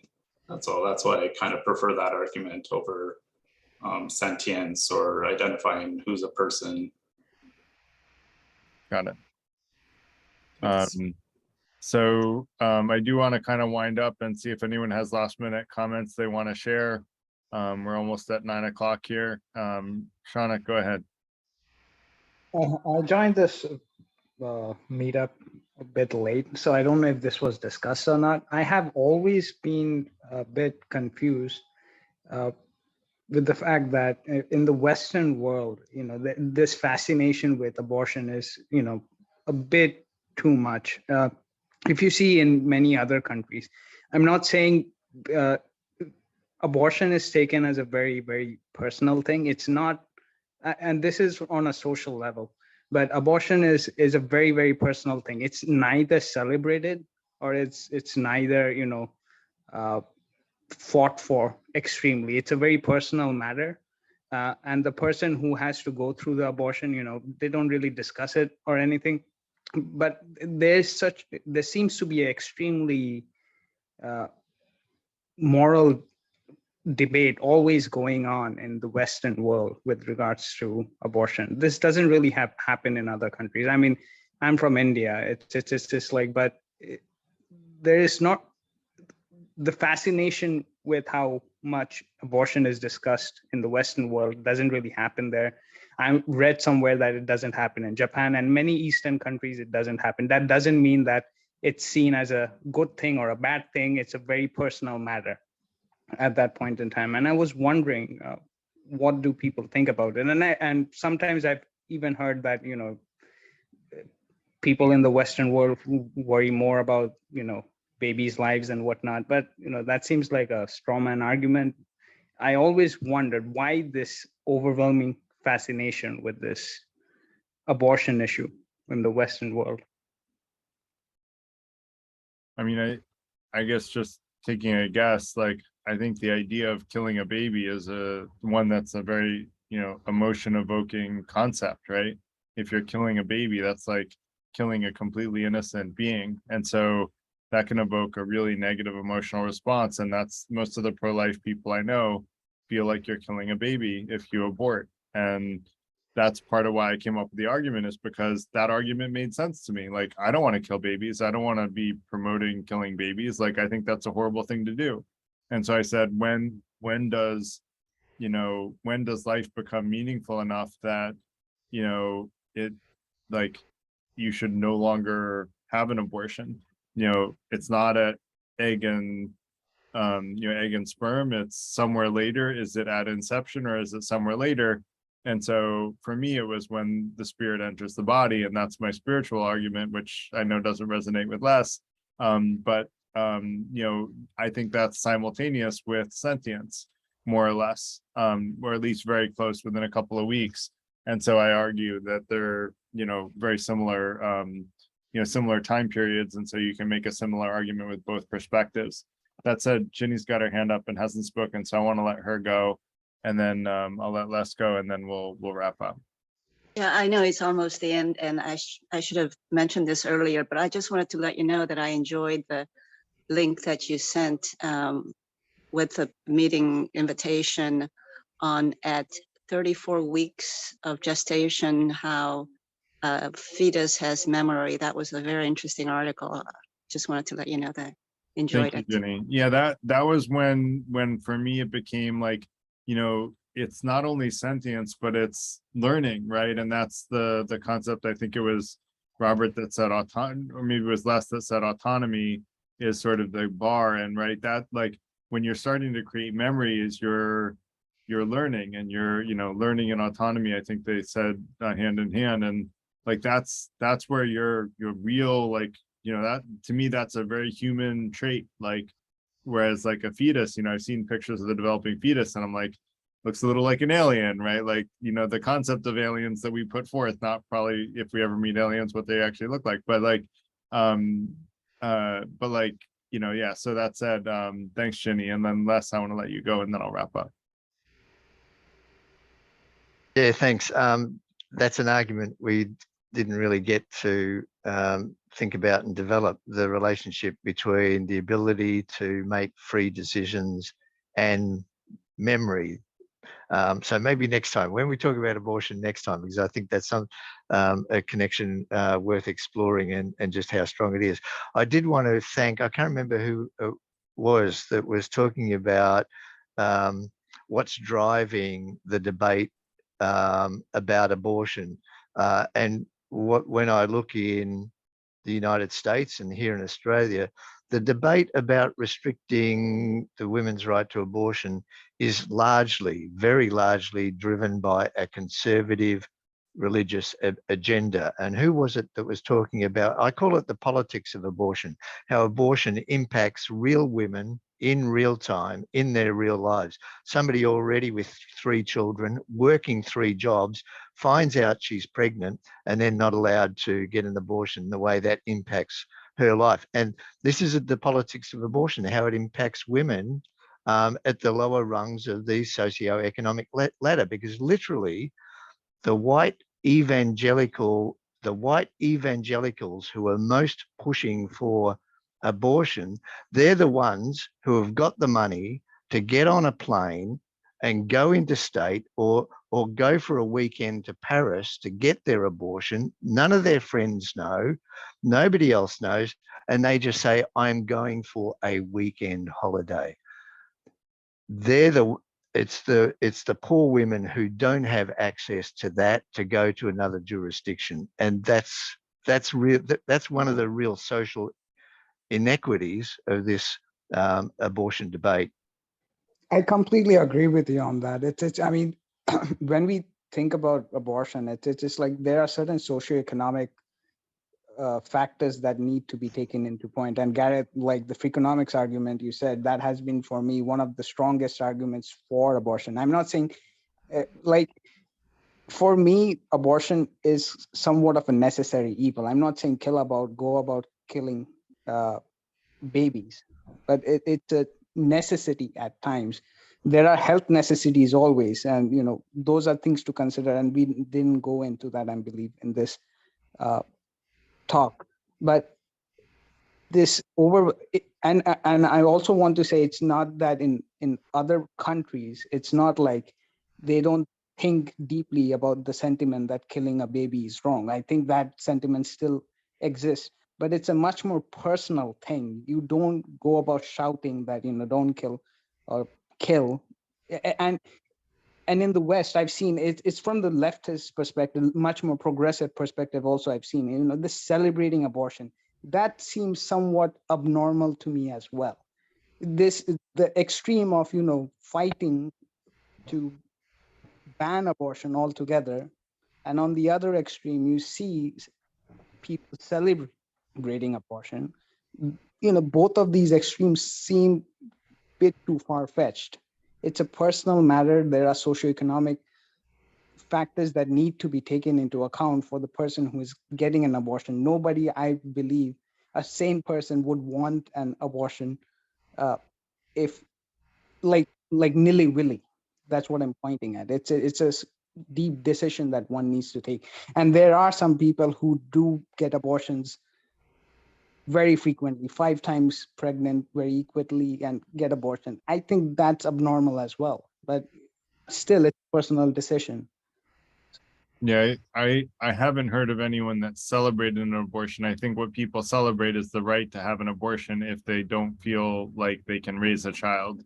But I've never heard of anyone celebrating an abortion. All the people that I know that have gotten an abortion did so very after a lot of deep and difficult thought and contemplation, often because of potential health risks to the mother.